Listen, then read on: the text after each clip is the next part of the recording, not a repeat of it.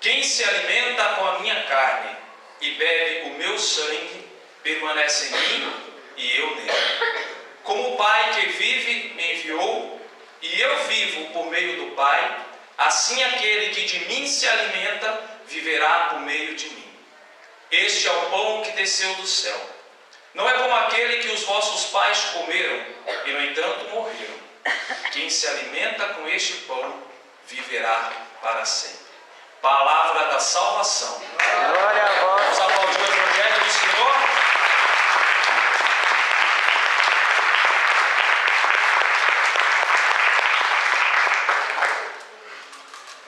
Eu tive uma grande preocupação quando preparei esta pregação. E não simplesmente pregar, anunciar sobre a Eucaristia, mas quis fundamentar essa pregação em 4 pilares, 4 fontes onde não há erro daquilo que será pregado hoje.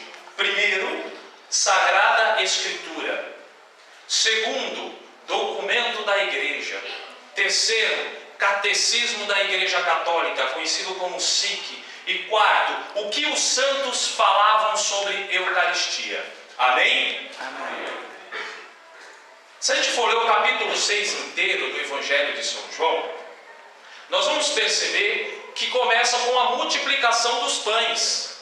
Jesus, testando a fé dos seus discípulos, pergunta se o que eles têm dá para alimentar aquela multidão.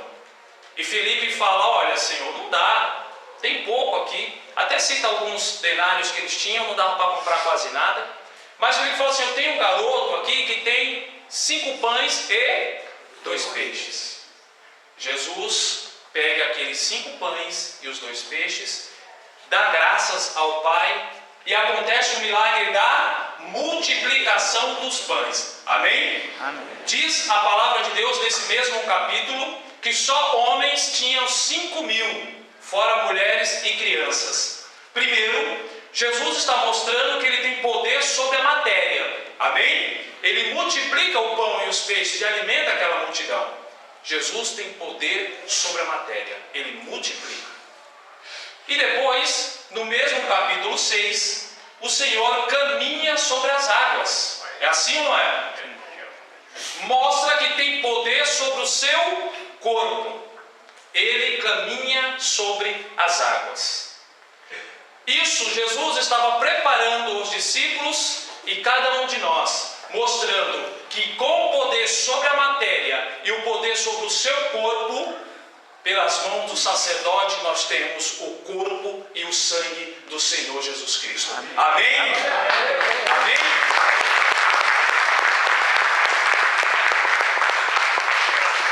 E vejam só, e mais do que isso eu quero dizer, que pelas mãos do sacerdote, que as mãos do sacerdote é como o ventre de Maria, saibam disso. Não importa quem é o sacerdote, não importa a vida que ele leva, as mãos do sacerdote traz para nós o corpo e o sangue de Cristo. Não pelo sacerdote, mas pela unção que há na ordenação, no sacramento da ordem.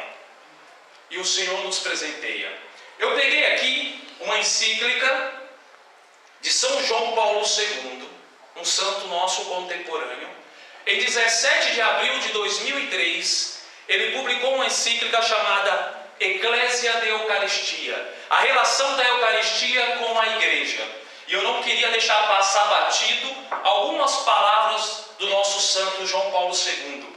E não só as suas palavras, e eu quis pegar a relação das suas palavras com o catecismo da Igreja, para ver a comunhão que a Igreja e o Espírito Santo nos ensina. Ele diz assim, logo no capítulo 1, as primeiras palavras da encíclica começam assim: a Igreja vive da Eucaristia. Esta verdade não exprime apenas uma experiência diária de fé, mas contém em síntese o próprio núcleo do mistério da Igreja. O Concílio Vaticano II justamente afirmou que o sacrifício eucarístico é fonte e centro de toda a vida cristã. Amém? No parágrafo 1324 do Catecismo diz: a Eucaristia é fonte e cume de toda a vida cristã. O que eu quero dizer com isso? O que a Igreja quer dizer com isso? A Eucaristia é fonte e cume da vida cristã. Está no ápice deve ser a coisa mais importante para o cristão. E quero alertar a mim e a cada um de nós. Grupo de oração não substitui missa. Encontros não substitui missa. Nada dentro da igreja, movimento pastoral, festa ou que seja, não substitui missa, porque a Eucaristia é fonte e cume da vida cristã. Agora, sabe o que tem acontecido nos nossos tempos? Por isso que eu disse que ao mesmo tempo que a igreja vive um derramamento do Espírito, vive também um grande esfriamento da fé. Os valores estão trocados dentro da igreja. Veja, a pregação não é para quem está fora, é para quem está dentro da igreja. Porque até o século XII, vivíamos como Deus o centro do universo. Teocentrismo. E depois veio o tal de iluminismo e colocou o homem como o centro do universo. E nós somos filhos desse tempo, porque a sociedade e o mundo, a mídia, gira em torno de tirar Deus do centro da vida das pessoas. E infelizmente tirou. Milton, mas eu tenho Deus como centro da minha vida, mas muitos valores cristãos estão se perdendo no coração dos cristãos, porque muitos têm a missa como uma obrigação aos domingos. Nós cristãos entramos num momento em que tudo está no automático. Nós estamos fazendo as coisas simplesmente por fazer, estamos comungando simplesmente por comungar. Entramos na fila da comunhão simplesmente porque é a fila da comunhão, mas perdemos o sentido daquilo que estamos fazendo. Perdemos o sentido do porquê das coisas que estamos fazendo. Isso é no trabalho, isso é em casa, e transferimos isso para a vida cristã. A igreja vive um momento onde se faz por fazer. E quando nós entramos nesse mecanismo, nós perdemos a essência, o principal. Perdemos a oportunidade de dar a importância devida àquilo que estamos fazendo na igreja. São João Paulo II diz assim: porque mesmo quando tem um lugar no pequeno altar de uma igreja da aldeia, seja onde for essa igreja, a Eucaristia é sempre celebrada de certo modo sobre o altar do mundo. Une o céu e a terra, abraça e impregna toda a criação. E aí isso que ele disse está no Catecismo, parágrafo 1326, que diz assim: enfim, pela celebração eucarística, unimos desde a liturgia do céu e antecipamos a vida eterna, quando Deus for tudo em nós. Amém? Amém. Pela Eucaristia, nós antecipamos a vida eterna. No momento em que comungamos, nós estamos antecipando aquilo que um dia nós estaremos, a vida eterna. Agora, reflitamos um momento. Será que quando estamos comungando, pensamos nisso? Será que estamos pensando, estou para a fila da comunhão, porque aqui eu vou antecipar a vida eterna em mim? Porque na liturgia da Eucaristia, une-se a liturgia do céu com a liturgia da terra. Quando a igreja celebra a Eucaristia, memorial da morte e ressurreição do Senhor, este acontecimento central de salvação torna-se realmente presente e realiza também a obra da redenção. Este sacrifício é tão decisivo para a salvação do gênero humano que Jesus Cristo realizou e só voltou para o Pai depois de nos ter deixado o meio para dele participarmos como se tivéssemos estado presente. Amém? Quando eu falei para vocês que ele antecipa no Evangelho de São João capítulo 6 aquilo que um dia seria a Eucaristia, quando nós celebramos, porque Deus não está preso no tempo nem no espaço. Deus é atemporal, ele não está preso, não existe tempo para Deus, não existe um relógio no céu. Então quando a igreja diz que quando comungamos, antecipamos a vida eterna, o Senhor, pela sua presença em nós, antecipa aquilo que um dia sentiremos. Ou seja, o que é vida eterna? Não está presente com Deus um dia? E que sentimento deve brotar no nosso coração em sabermos que Deus está conosco e nós estamos em Deus? Qual é o sentimento? Podem responder. Qual é o sentimento que tem que brotar no nosso coração na hora que eu recebo Jesus Eucarístico? Alegria. Alegria. Porque, por isso que eu disse, estamos fazendo as coisas por fazer. Eu venho para o grupo de oração, eu vou à missa, mas por que eu faço isso? Porque eu estou lutando para a minha salvação, para que um dia eu possa alcançar a vida eterna. No Evangelho de domingo, Paulo diz: combati o bom combate, guardei a fé. Não é isso que nós queremos dizer? Chegar no último instante da nossa vida, olha, combati o bom combate, guardei a minha fé. Por quê? Tudo isso que estamos vivenciando não tem sentido se não for em busca da salvação, em busca da vida eterna. E quando comungamos, estamos antecipando isso em nós. Olha que maravilha.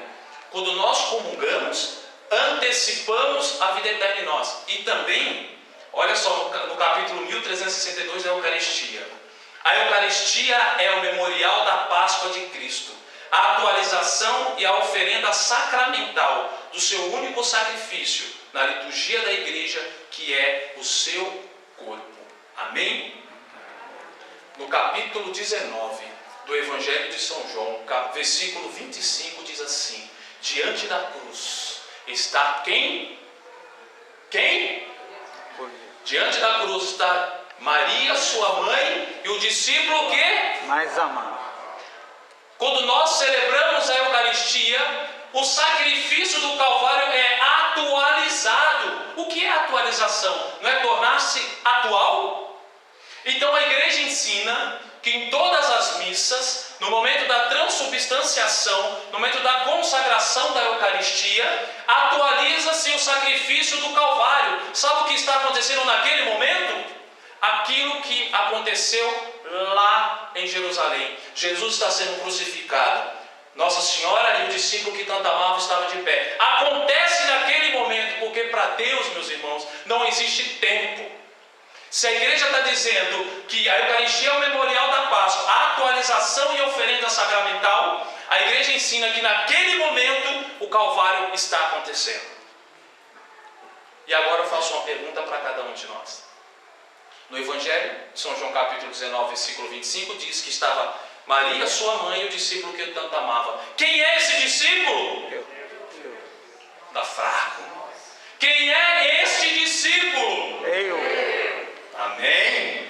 Sou eu que estou ali naquele instante, de braços dados com Nossa Senhora. Por isso que eu digo, meus irmãos, não estou menosprezando outras denominações, não, pelo contrário, a respeito muito e admiro muito, porque muitos irmãos separados têm mais disciplina, mais amor por Jesus Cristo, mais amor pela palavra do que muitos de nós católicos.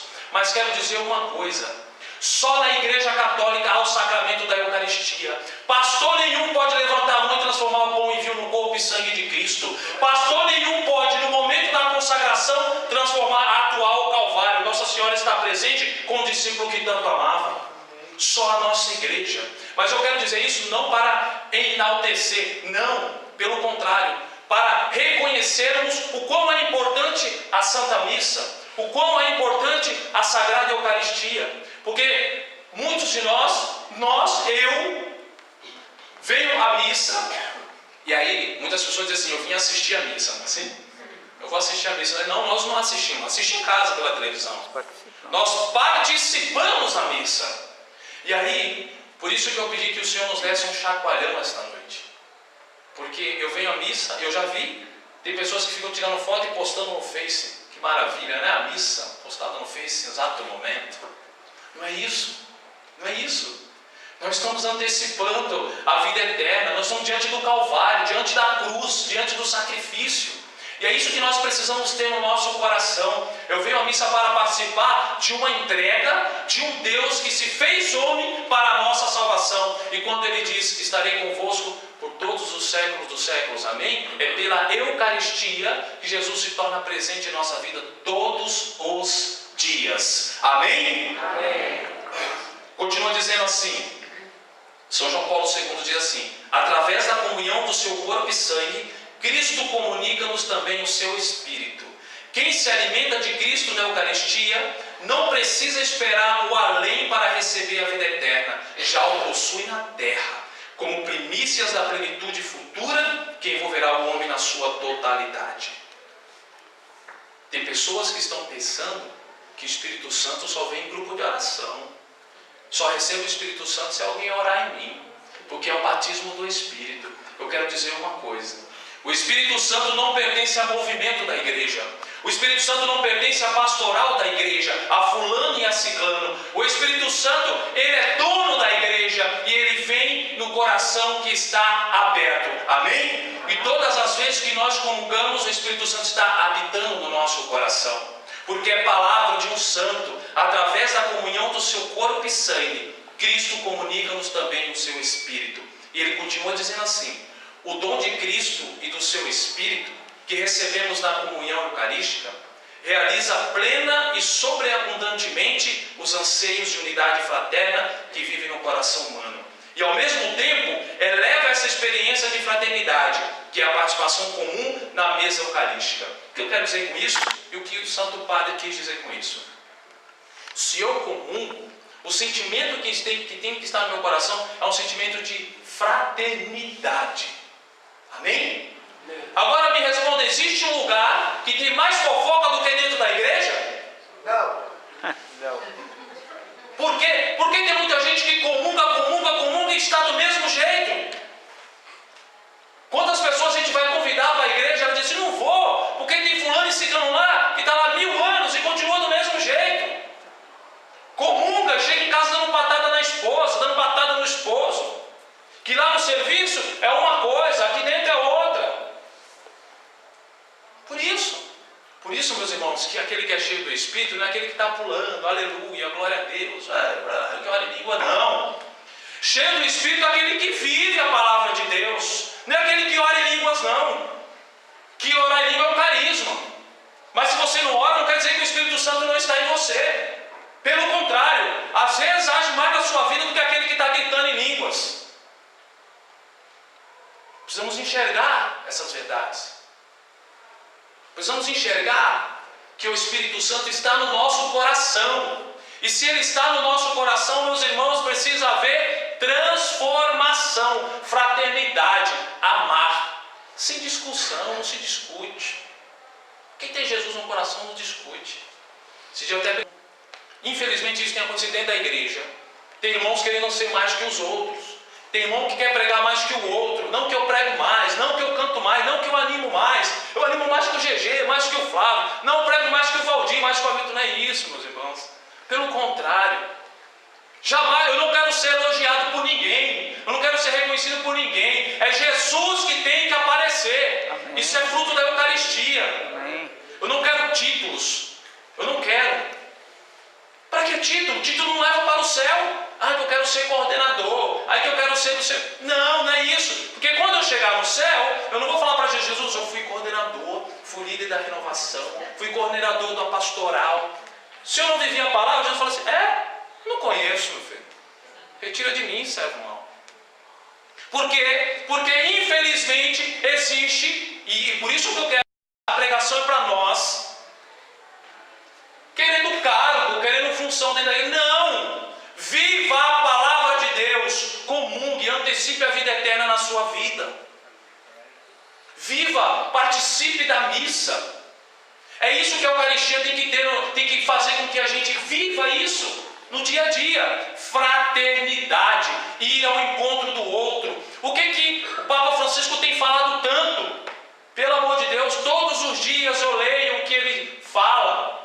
Tem um site chamado Católico Orante, que sai tudo que o Papa fala nas audiências, traz para nós. O que ele fala é missão, ir ao encontro do outro, encontro aquele que ninguém quer ir.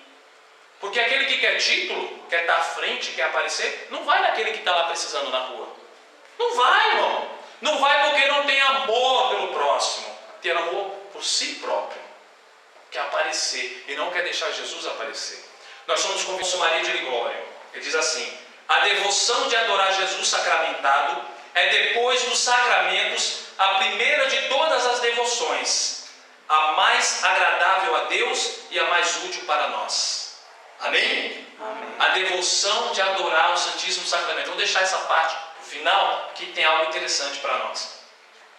O Catecismo da Igreja diz no parágrafo 1411, eu já disse e aí vou repetir porque está fundamentado: só os sacerdotes validamente ordenados podem presidir a Eucaristia e consagrar o pão e o vinho para que se torne o corpo e sangue do Senhor. Amém? Amém. No parágrafo 1414 diz assim: Enquanto sacrifício, a Eucaristia é oferecida também em reparação dos pecados dos vivos e dos defuntos, e para obter de Deus benefícios espirituais ou temporais. Meus irmãos, eu sei que é muito pouco pregado sobre o purgatório. É um tema que eu amo demais, porque é importante conhecermos o purgatório. O que mais tira almas do purgatório é a Santa Missa. Se você quer tirar uma alma do purgatório, celebre missa pelas almas do purgatório. E quero falar mais para vocês. Eu sei que o tema hoje não é purgatório, mas se você quer ganhar intercessores no céu, todas aquelas almas que você ora por elas, elas vão para o céu e se tornam suas intercessoras. Amém? Amém. Toda missa é resgatado alma do purgatório. Depois vem a devoção à Santíssima Virgem Maria. Todos os sábados ela vai até o purgatório e resgata as almas que eram devotas dela. Amém? Um dia a gente vai falar um pouco mais sobre o purgatório, mas na Santa Missa entregue aquele sacrifício de Cristo pelas almas do purgatório, porque eles não podem orar mais por eles, mas nós podemos. Amém? No parágrafo 1415 diz assim: aquele que quiser receber Cristo na comunhão eucarística deve encontrar-se em estado de graça. Se alguém tiver consciência de ter pecado mortalmente, não deve aproximar-se da Eucaristia, sem primeiro ter recebido a absolvição do sacramento da penitência. Qual é a orientação? Em Coríntios, capítulo 11, versículo 26, Paulo vai dizer assim: que cada um examine a si mesmo, e assim coma desse pão e beba desse cálice. Aquele que come e bebe sem distinguir o corpo do Senhor, come e bebe a sua própria condenação. Esta é a razão porque entre vós há muitos adoentados e fracos, e muitos mortos. Amém? O que é pecado mortal? Só para a gente passar assim rapidinho para entender o que o catecismo da igreja está dizendo. Pecado mortal é todo o pecado contra os 10 mandamentos. Então, se eu estou em pecado mortal, eu não posso comungar. Mas eu tenho o sacramento da penitência, que é a confissão, que embora também não seja o tema, Cristo foi quem instituiu o sacramento da penitência. Quando ele ressuscita, sopra o Espírito Santo sobre os apóstolos e diz: a quem perdoares os pecados, lhes serão perdoados. Amém? Então, os bispos, que são os sucessores dos apóstolos, e os presbíteros, que são os padres, têm autoridade de absolver os pecados. Em nome deles? Não, em nome de Jesus Cristo. Ah, mas é um homem. Não importa, é sacramento. Sacramento foi instituído por Jesus. É palavra de Deus. Então, se eu estou em pecado mortal, eu não posso comungar. Tem situações que impossibilitam as pessoas de comungarem. Inclusive, o Papa Francisco convocou um sínodo dos bispos, agora para outubro, para tratar de assuntos que impedem pessoas de comungarem. Entre elas, casais de segunda união, casais que passaram por processo de nulidade, como eu passei por um processo de nulidade, e aí consegui o casamento. Então tem vários casos que a igreja vai tratar agora em outubro. Então tem casos que conseguem ser resolvidos. E aí as pessoas que estão impossibilitadas, não por causa de pecado mortal, comungam da palavra de Deus. Também tem a mesma responsabilidade. E agora o Senhor sopra aqui no meu ouvido, né? Não é porque eu não comungo que a missa não tem a mesma importância. Pelo contrário, tem a mesma importância.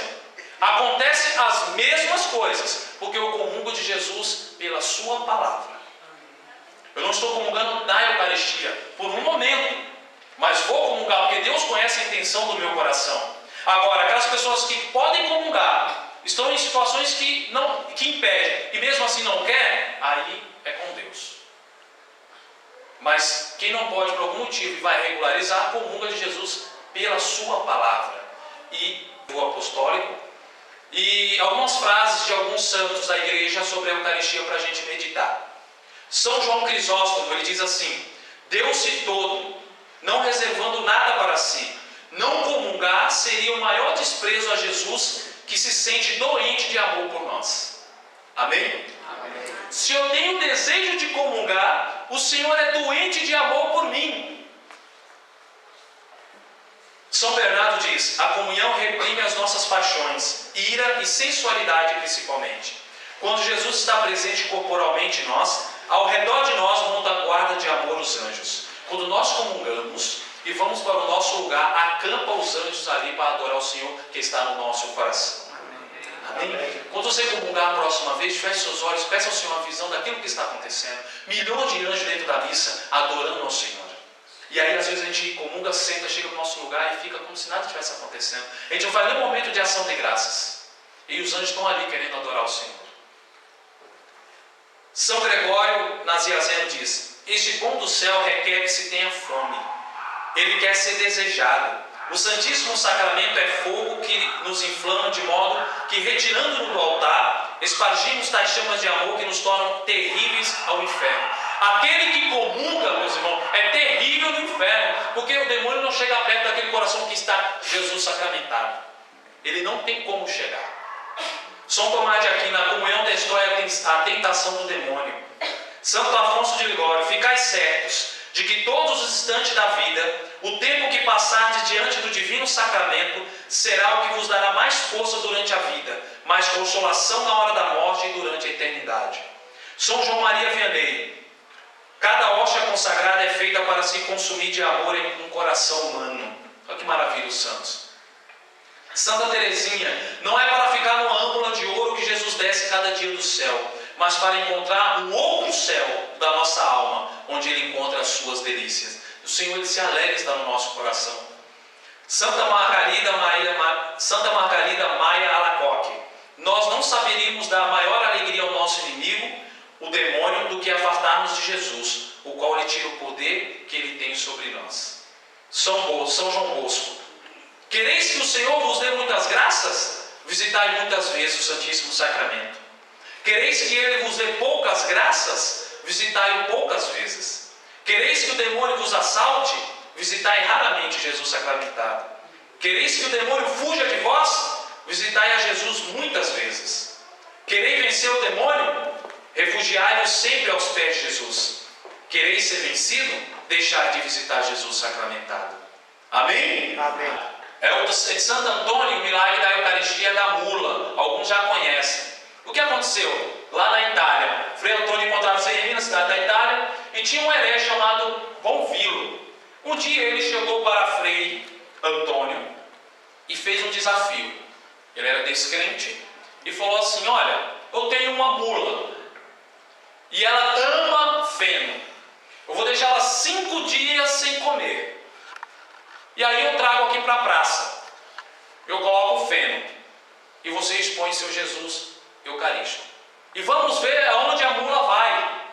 Se ela vai no feno ou ela vai nesse teu Jesus Eucarístico. Passa aí. O que aconteceu? Ele chegou na praça, trouxe a sua mula e falou: vamos lá. Colocou o feno. Era 5 dias sem comer a mula. Ela olhou para o feno. Santo Antônio pegou o ostensório, levantou, abençoou a todos. A mula, no mesmo instante, se voltou para o ostensório e dobrou as suas patas. Glória a Deus.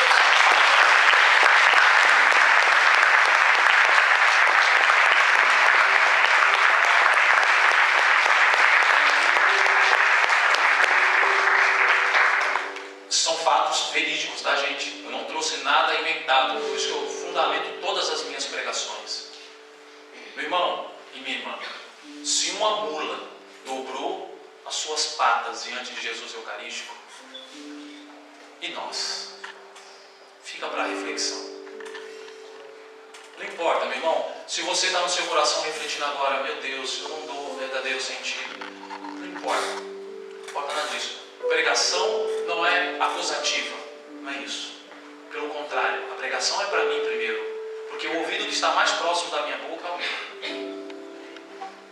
O Senhor quer tocar no nosso coração esta noite. Porque talvez o nosso foco estava em outras direções. E a direção é Jesus. Não olhe para os homens. Não olhe para quem está do teu lado. Se ele peca ou não, se ele está na igreja e faz o errado ou não. Não importa. Porque a minha salvação não vem do homem. Vem daquele que um dia morreu por mim. Esse não erra. Esse não faz fofoca. Então vamos olhar para Jesus. Quando nós participarmos da próxima missa, olhe diferente para Jesus, porque Ele está no altar doente de amor por nós. Visita Jesus Eucarístico, como São João Bosco disse, quer muitas bênçãos, visite muitas vezes. Quantos sacrários do mundo estão sozinhos, abandonados? Jesus abandonado, ninguém visita. Não importa o tempo que você passa no sacrário, não importa o que você fala diante se você não fala, o importante é estar ali com Jesus. Uma historinha para terminar, para concluir. A historinha do José. José um dia, todos os dias ele ia à paróquia São Francisco de Assis visitar o Santíssimo. Ele era simples, roupas humildes, e toda vez que ele ia as pessoas se afastavam um pouco, ele ficava ali um pouquinho no pé de Jesus e ia embora. Coisa rápida, as pessoas olhavam todo para ele, mas todo mundo conhecia José na paróquia. José era um cara calado, simples, ninguém via ele falar, mas todo dia ele visitava Jesus. Ele ia lá, olhava para Jesus, da mesma forma que ele olhava, ele ia embora, ele nem se ajoelhava. E as pessoas às vezes criticavam, ele nem se ajoelha diante de Jesus. Que falta de respeito esse José. Até chamava a atenção dele, mas ele era calado e ficava quieto. Um dia sentiram falta de José. José não veio mais, o que aconteceu com ele? Procuraram informações sobre José. José estava internado no Hospital Modelo de Cubatão. E todo mundo, vamos lá visitar José, o que aconteceu? Foram lá visitar José. José lá tinha acabado de sair da UTI, mas ainda um pouco ruim de saúde, só que muito alegre. As enfermeiras, sabe, se divertiam com José. E os irmãos do grupo de oração Deus é Fiel foram lá fazer uma visita. Foi o Hamilton, foi o Valdir. E aí, chegaram lá, encontraram José feliz, sorridente. Perguntei, José, como você está? Os médicos falam que é daqui para o cemitério, mas estou feliz, estou feliz. Aí o amigo perguntou, José, e essa cadeira que está aí do seu lado, rapaz? Ele falou, aqui é meu amigo. Seu amigo? Aí, logo o amigo pensou, ele está ficando... Mas José, seu amigo, ele é, rapaz. Toda vez que eu ia lá na paróquia, eu chegava diante de Jesus e falava, Jesus, aqui é o José. E ia embora. E quando eu estava aqui doente, na madrugada, eu coloquei essa cadeira para o meu amigo Jesus. E um dia ele disse para mim, José, eu sou Jesus, estou aqui contigo. Você não me abandonou, eu também não te abandono. Amém.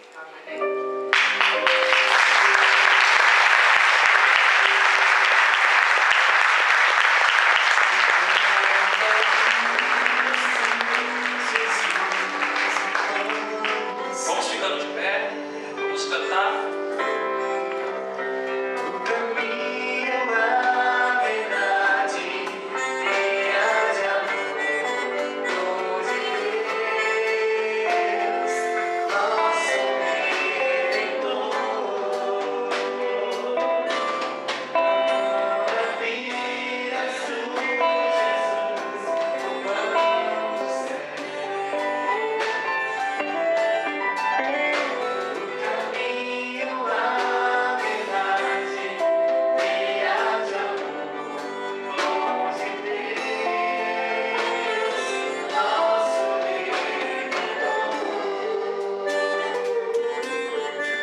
Façamos como José.